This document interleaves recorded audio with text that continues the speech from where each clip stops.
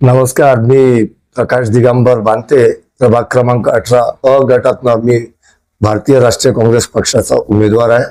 मला भारतीय राष्ट्रीय काँग्रेस पक्षाने मागील या वर्षी मागल्या 2017 मध्ये पण मला प्रतिनिधित्व देण्याचा मला प्रयत्न केलेला होता. तरी या वर्षी पण मला 2025-26च्या महानगरपालिकेच्या उमेदवारी करता मला उमेदवारी दिलेली आहे. बांधीची आपण मला सांगा, कोणकोणते विकासाचे मुद्दे लक्षात घेऊन आपण या निवडणुकीला समोर जात आहात? मागील गेल्या 15 वर्षापासून नागपूर महानगरपालिकेमध्ये जी भारतीय जनता पक्ष यांची जी सत्ता आहे, आजपर्यंत या लोकांनी जे दिलेले लोकांना आव्हान दिलेला विश्वास अजूनपर्यंत त्यांनी ते अपुरे ठेवलेले आहे, ते पूर्ण करण्याचं सातत्य मी हाताशी घेतलेले आहे. जे आश्वासन त्यांनी दिलेलं पूर्ण केले ना, असे कोणते कोणते काम आहे जे नाही झाले, काय सांगा?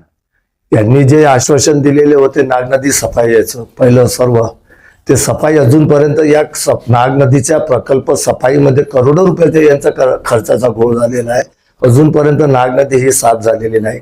दुसरी गोष्ट, माझ्या प्रभागाला लागून असलेलं शुक्रवारी तलाव या सौंदर्यीकरणाच्या माध्यमातून त्या एवढा करोडो रुपयांचा त्यांचा घोळ केलेला आहे, ते सुद्धा झालेलं नाही.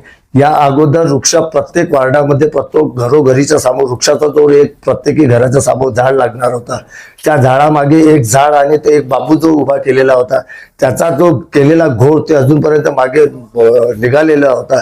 हे बरेचसे असे प्रश्न आहेत. आता यांनी जे रोड बांधलेले आहे, रोडची लेवल वरती आणि लोकांचे घर खालती. माझं घर आता या रोडच्या समोर जे आहे, माझं घर खाली आलेलं आहे आणि रोड वरती आलेलं आहे. असे यांनी असे विकास करून म्हणजे आडवे विकास केलेला, सरळ विकास नाही केलेला यांनी. जर सरळ विकास केलेला असतं तर लोकांच्या नजरेत राहिले असते. यांनी निवळ आडवे विकास केलेला आहे.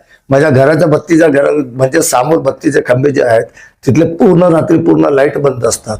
24 तास 24/7ची यांनी जे सेवा कबूल केलेली आहे, 24/7ची पाण्याची व्यवस्था ती अजूनपर्यंत कम्प्लीट आहे. माझ्याकडे स्वतःचे 2 मीटर असल्यानंतर 3 मीटर असल्यानंतर मला फक्त 1 ते 1.5 तास पाणी येतं माझ्या पूर्ण परिसरामध्ये. हा कुठला विकास आहे? आणि हे विकासाची गोष्ट घेऊन समोर पुढे जनतेच्या समोर चालले, हा विकास नाही आहे. आपण जर का निवडून आले तर कोणते कोणते समस्या आपण सोडवण्याचा प्रयत्न करणार? माझा सर्वात मोठा ध्येय राहणार आहे, ज्या दलित वस्ती आहे माझ्या शेजारी लागलेल्या, संजय मातनपूर आहे, गुलाबबाबा झोपडपट्टी आहे, त्यानंतर ते सोनिया गांधी झोपडपट्टी आहे, आणि त्यानंतर शिवाजीनगर, नंदाजीनगर, भूतेश्वर नगर, तिथे बरेचसे त्या ठिकाणी इकडे या परिसरामध्ये आपला खिरुलालवाडी आहे, खिरुलालवाडीच्या मधात गोंडपूर आहे, कुंभारपूर आहे. त्या एरियामध्ये जे वास्तविकता जे गटर लाईन्स आहे आणि शोअर लाईन ज्या बसलेल्या आहे आणि पाण्याची लाईन जी अशी पॅरेलल गेलेली आहे. माझं प्लॅनिंग असं आहे की एका साईडला त्यांचं जे डिस्टन्स ठेवून, म्हणजे जेणेकरून शोअर लाईन आणि पाण्याची लाईन त्याला पाणीवाल्यांना शुद्ध पाणी मिळेल पिण्याकरता, आणि त्या आणि शोअर लाईनचा त्याचे प्रॉपरली जे छोटी लाईन जे टाकली आहे तर ड्रेनेज लाईन मला ते मोठी करून ड्रेनेजची प्रॉपर व्यवस्था मला करायची आहे. कशा प्रकारचं नवीन विजन, जसं स्मार्ट सिटी, स्मार्ट प्रभाग, काय विजन असेल? माझा रिझन एकच राहणार आहे, माझ्या इथल्या ज्या नागरिकांना कुठली त्रासाची जी गोष्ट असली, म्हणजे आज मी जर स्मार्ट रिजन जर म्हटलं आपण, माझ्या प्रभागामध्ये असलेली नागपूर महानगरपालिकेची शाळा होती. एकेकाळी मी तिथनं 9-12 शाळेतला मी विद्यार्थी होतो.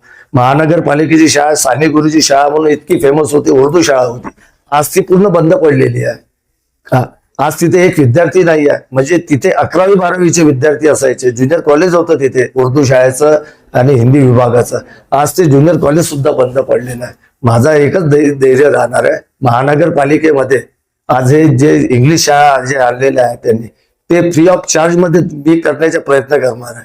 म्हणजे जे आज एज्युकेशन हे जे इंग्लिश मिडियम मध्ये आणून आले, ते माध्यम उर्दूमध्ये, मराठीमध्ये आणि हिंदीमध्ये, इंग्लिशमध्ये शिकवण्यात आलं. त्या प्राथमिकता त्या शाळेला, सरकारी शाळेला चांगली प्राथमिकता देण्यात यावी, असा हा माझा ध्येय राहणार. आपली जो प्रभाग 18 म्हणजे स्लम वस्ती आहे खूप जागी, तिथले महिला जे आहे रोजच्या रोजगारासाठी जातात, त्याच्यासाठी जर स्वयंरोजगार करण्याचं काय समोरचं पाऊल राहणार? माझा असं प्रयत्न राहील की ज्या स्वयंरोजगाराच्या ज्या निधी येतात त्यामध्ये त्यांचे ज्या रोजगार, स्वतःच्या बळावरती एखादी छोटीशी मशीन लावून, जसं अगरबत्ती कांडी, मेणबत्ती किंवा माचीसचे बॉक्स तयार करण्याचा असा जो प्रकल्प आहे, स्वयंरोजगार ते त्यांना मिळवून देण्याचा हक्क, हा माझा प्रयत्न राहील त्यांना. मी माझ्या प्रभागातील मतदार बंधूंना मी विनंती करतो, एक तुमच्याकरता एक छोटा परिवारातला, एक कुटुंबातला तुमचा एक सदस्य, एक मुलगा, एक पुतण्या, एक मुलगा या नात्याने मी तुम्हाला हात जोडून विनंती करतो, येणाऱ्या 15 तारखेला तुमचे बहुमूल्य मत माझ्या काँग्रेस पक्षाच्या 4 उमेदवाराला द्यावं, अशी मी कळकळीची विनंती करतो.